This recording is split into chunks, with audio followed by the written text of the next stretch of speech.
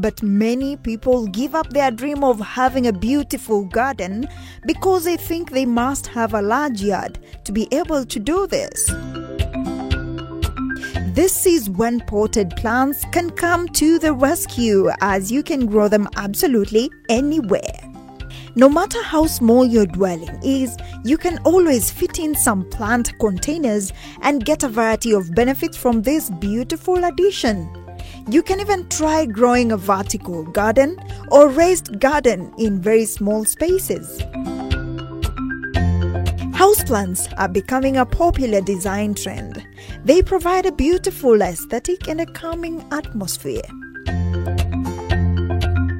They also add a pop of color to your space. Besides, their design appeal plants also have some environmental impacts. It's no surprise that plants are good for us, but what do they really do? Research has shown that having plants in your home reduces stress. Being able to see the greenery of plants around you has a calming effect, lowering blood pressure and consequently making you feel more relaxed and ultimately happier. Tending to potted plants may not give you all the physical benefits offered with gardening, but including some greenery into your home can offer a variety of other benefits, including it being a business venture. And to learn how to monetize this venture, then let's make our way to Planty, Kenya along James Gishuru Road.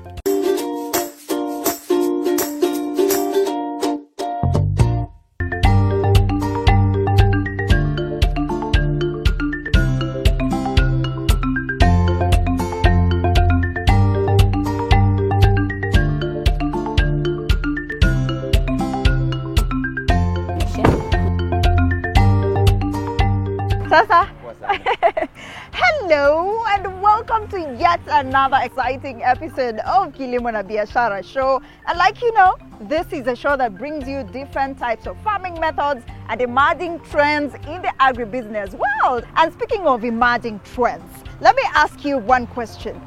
Are the potted plants you have in your house environmentally friendly? Are they even suitable to be an indoor plant, or it should be an outdoor plant?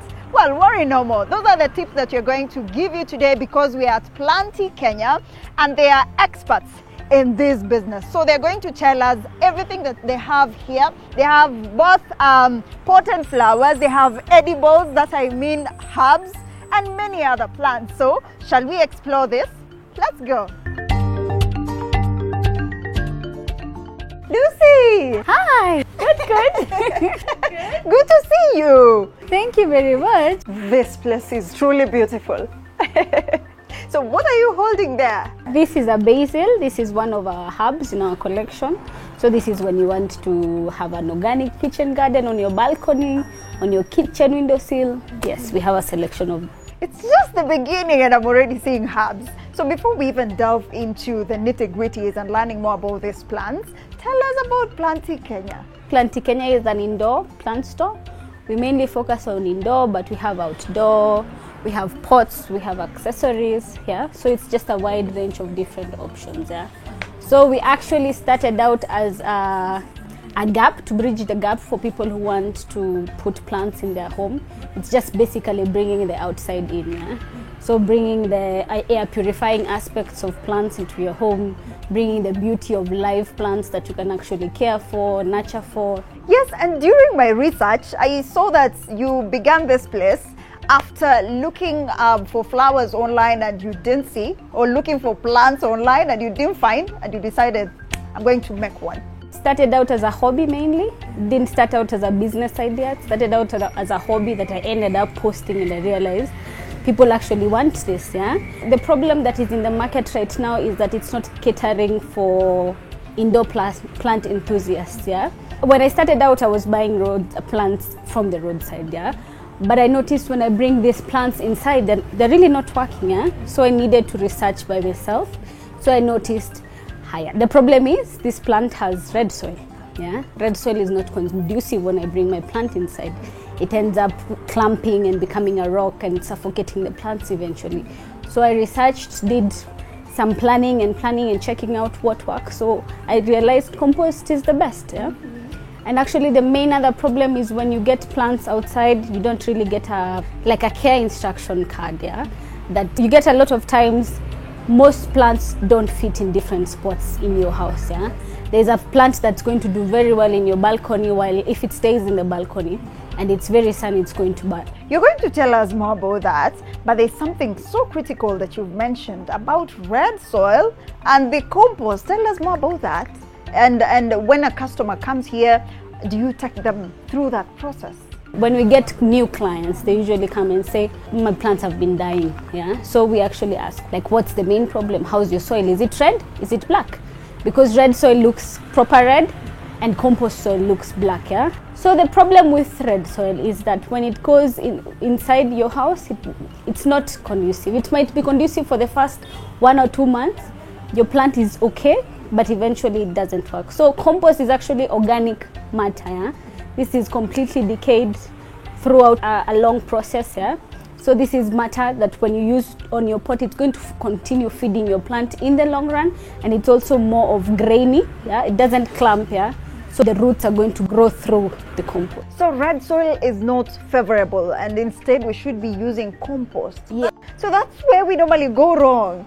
That's the beginning of the problem. Yeah. What's the watering regime? For most indoor plants, usually water when the soil dries out. Yeah. This can range between 7 days when it's really hot and 10 days when it's like a little bit misty outside or cold outside. Yeah. So what we usually advise clients, before you water your plants, check the top few inches. Yeah, you can see this one is a little bit wet. Yes. That's when you know, don't water. Don't water when your soil is still wet. Only water when the soil is dry. And this can only apply to some options like the ferns that might need a little bit more watering. Yeah, but for most plants, only water when soil dries out. Yeah, this means that allow the plant to use the water first, and then you can top up with water again. So ideally once a week for most indoor plants. And what about the feeding? You're always told to always feed monthly, yeah. But if your plant has compost, you don't need to already start feeding. You can still keep the regime; it's going to thrive. But after 6 month mark, you start feeding your plants. Yeah, you use a little bit of plant food. So you say plant food? Is there plant food in the first place? Yes, exactly. There is plant food. Something that provides your plants with nitrogen. And then immediately you start using it, you'll notice that there is more growth. Yeah? Also, another huge misconception that I've actually noticed, everything that I've done here is through trial and error. Yeah? I've tried the red soil, it didn't work. Another huge thing that people use is cow manure. It might be okay for a few years, but the problem is it ends up burning your soil. Burns your soil and then it burns your plant. Yeah? So it's advisable to just use proper organic. We have it's bone meal. It's like crushed bones. You just put 1 spoonful in your soil and then it feeds the plant. You said bone meal. But now, how about those people who can't afford bone meal? What are other options? You can boil your eggs, use the eggshells, crush them, and then put it in your soil. And this is going to give calcium to your plant. So there is so many options, from eggshells to banana peels to tea bags. Yeah. You're such a plant mom. Yeah, yes. But now, which is your favorite plant here? The first plant I got was a monstera, and I had a huge thing of doing a tattoo with a monstera leaf. Yeah. This is what brought me into plant love. Yeah. It's a monstera. I have several of them actually in my house. But now tell us about the varieties that you have here, because there are so many plants. Tell us about them. We actually have like maybe top 3 plants that really go a lot, yeah, inclusive of this. This is a ficus. We have a range of like philodendrons, we have a range of climbing plants, we have a range of ficuses. We also have a range of like baby rubber plants, ferns. So it's a wide variety. Yeah? Actually, when you check on our website, we have like almost everything. Like if you think I want a plant, yeah? That's we actually have it, yeah? From succulent, everything. Yeah? I tried to do this because you get a lot of clients are different. Somebody wants plants with variegation, a little bit of white, a little bit of red. Somebody just wants a small plant that grows up to a certain height. Somebody would want a plant that grows to 6 feet. Yeah? somebody wants a bushy plant. So you really need to cater to every specific client. You get office gigs. Some people say, I want this type of specific plant that doesn't grow too wide, that because there's a lot of movement in that spot. Somebody says, I have kids, I have pets. There's also pet-friendly and kid-friendly plants. We also have rosemary. We also have lavenders. Most indoor plants are not edible. So we do actually advise clients, if you have a kid who's going to pluck and eat, it's not advisable to take a certain plant. And do you normally offer those services when a client comes in? Yes. It's also actually like a description online that you see, pet-friendly, kid-friendly. I've seen that you also have sukuma wiki or kales. Yes, we also have sukuma wiki. All these options, we give you the possibility. Most of the people live in a confined apartment space. You don't have a shamba, but you also want the green aspect. So we provide the opportunity for you to do anything you want to do with your plants, even if you're in a confined small space. So in an instance where someone wants to create a kitchen garden, do you offer that? We have like a herb trough. So just in case you'd like, let's say somebody wants to do coriander, parsley, basil, rosemary, you want 5 pieces, we can offer you. So now, Lucy, with all these plants, do you grow them right from scratch, right here, or is there another place where you propagate? This is more of the boutique style plant store. So we actually have a place where everything happens, where the magic happens, where we rear them to this age, and then we transfer them once they're ready to be in your homes. And with the varieties that you have here, I feel like some will get to a point where it can overgrow because they're plants, they're tall plants. What happens to that? What do you do? Actually, now that's why you have different varieties of plants. Because somebody wants a bushy plant. Somebody wants something that they can rear that's a little bit shorter. With all these beautiful flowers, how did you identify that I want this one and this one and this one? What was the criteria? First of all, there is so many different categories of plants. But what we really try to focus on is easy care plants. Something that you don't need to water frequently. And how do you normally pot it for a customer? Do you normally sell it like this, or you have to change the pots? We actually have different options to pot in decorative pots. We actually have an order going out, so we can show you. Okay, let's go.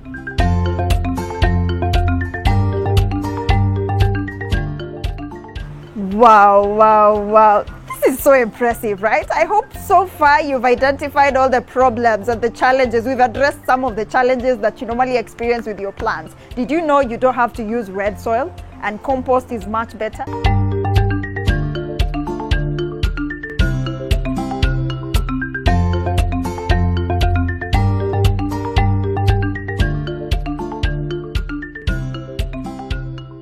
The reason why I'm here is actually, I won't lie, it's because of my girlfriend. She loves plants, and she's like, every single time I buy her flowers, she's like, no, buy me plants, because they last longer. So I was like, why not? Why not come here? I live down the road just around Lavington. First time I'm actually seeing this place. So I was like, you know what, why not come buy a plant that she wants, and see and take it from there.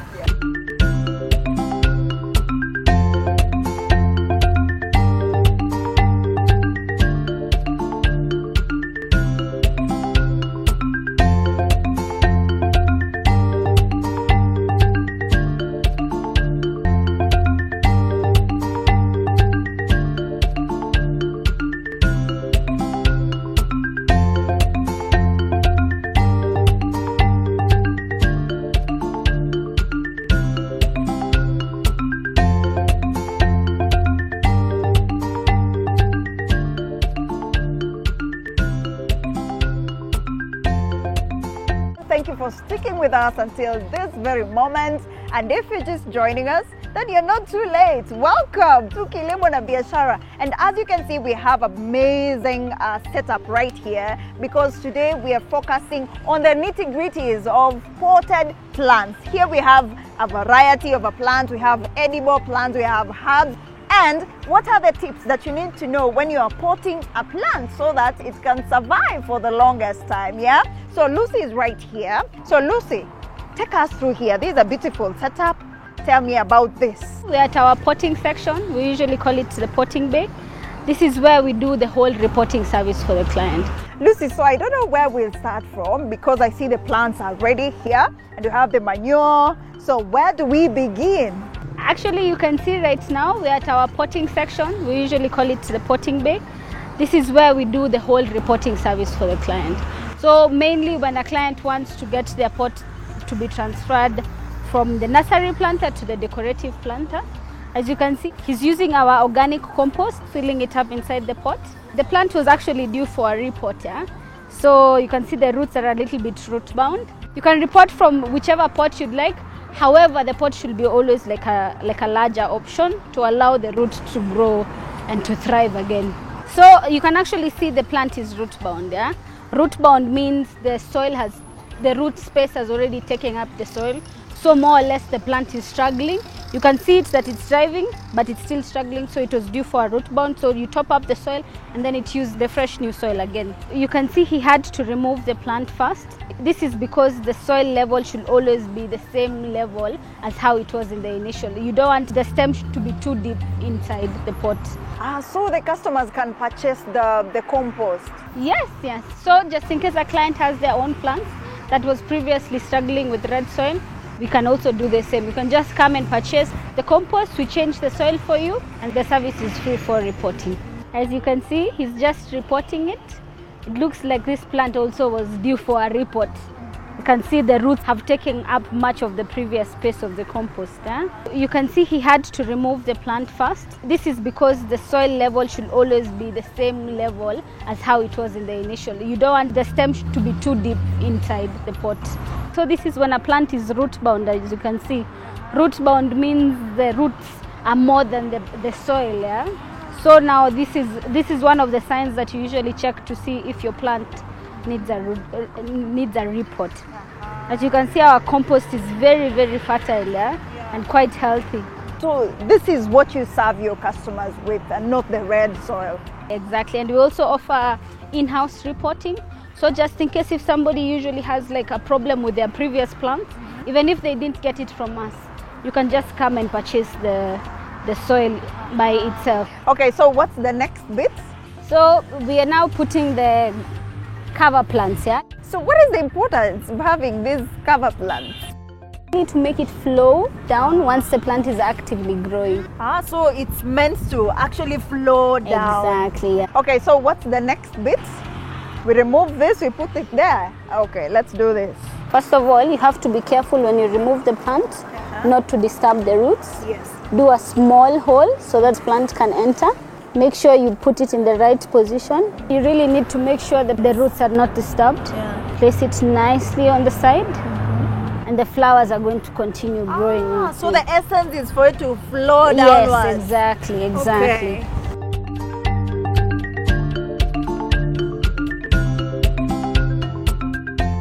Since you've planted the other one, I can help you the other one. Okay. You hit the side of the pot so that you don't disturb the roots. Yeah. So you hit like this. It's exactly just like that. Yeah. And then afterwards, shake it a little bit. It comes out in a ball. So that you don't disturb the roots like you said. Yes, exactly. Okay. Make sure you hold it nicely. Yes, perfect. Top up the soil on top of it. Ooh, and it's done, yeah? And now you've potted your first plant. Yes, and I see there's clogged soil there. Yeah, I wanted to show you the difference between the red soil and the compost that we have. Yeah, this is the red soil. You see how clumped it is? The compost soil is very, very fine. Yeah, fine and moist. Yes, exactly.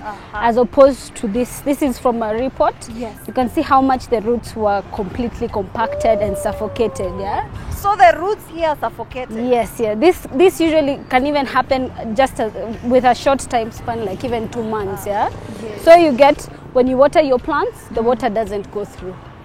Your plant ends up dying really fast because of that. Yeah. That's a very good tip, Lucy, because I know many people are actually struggling with this. Exactly, and you don't know why your plants are dying. Yes. They're just not thriving, basically. Yes. Okay, I would like to know the necessities, especially when you're coming up with this particular facility, because I see you've bought the grass that's even here at the potting bay. Tell us about the necessities. When we initially got our store, we had to put a shade situation here. This is to prevent the direct light from burning the plants. So we really needed to adjust everything according to what is perfect for us and what is ideal for our clients. We also had to do our own water source because we need a lot of water to water and service the plants. So we needed a spot that has good water. Yeah? We also needed a space that's going to have a potting bay, of which you get most retail places. We don't have the most ideal because we need to pot, we need to use soil, we need to use water. So there's so much involved. Also from the production to the delivery, we need to figure out people who are going to actually carry the plants up to the clients. It takes so much time and so much effort. Just in case something doesn't get delivered nice, we have to send one of our staff to do the whole maintenance thing. Your plants are so healthy, very healthy. But now I'm just wondering, how do you mitigate pests and diseases?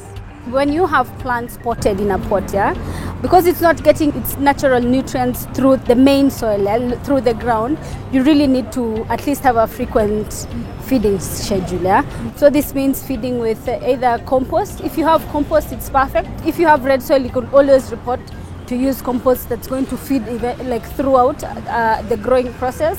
But we have plant food. We always tell our clients, don't freak out when you get any pests or diseases. This is something that happens. This is something that is preventable and also treatable. Yeah? So as Planty Kenya, we really mainly focused on organic, like chemical pesticides. So there's something called the neem oil. Yeah? This comes from the neem tree. It's more of a repellent, yeah? Just the same way with some things, they repel pests. Yeah?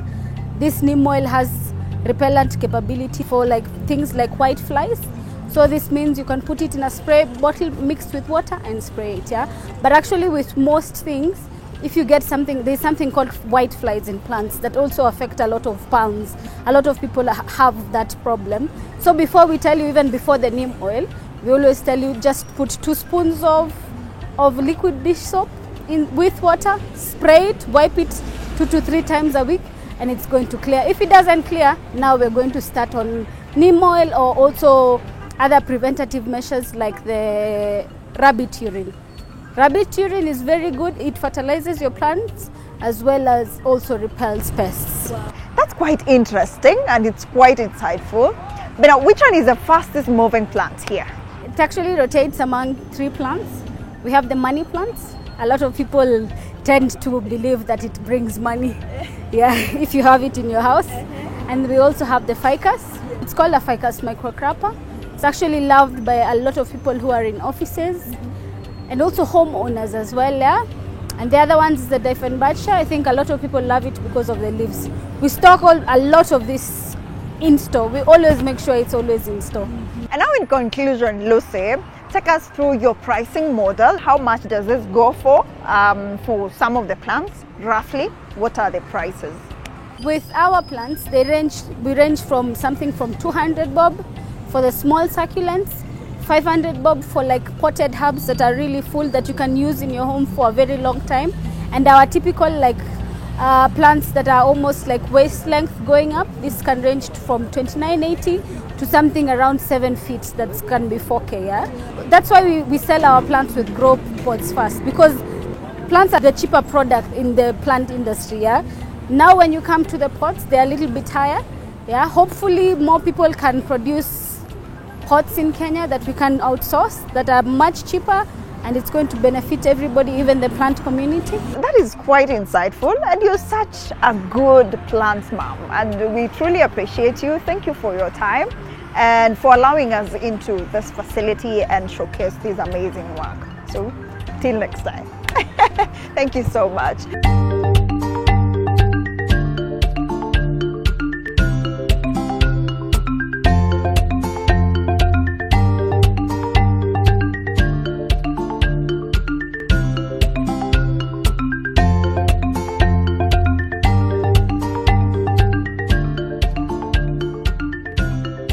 So let me tell you, my take home, my plants normally die, and the main reason is because I normally plant it with red soil. So now you know that you have to plant with compost, which is fine and moist. Now you know the secret, and don't overlove it. And that means don't overwater it.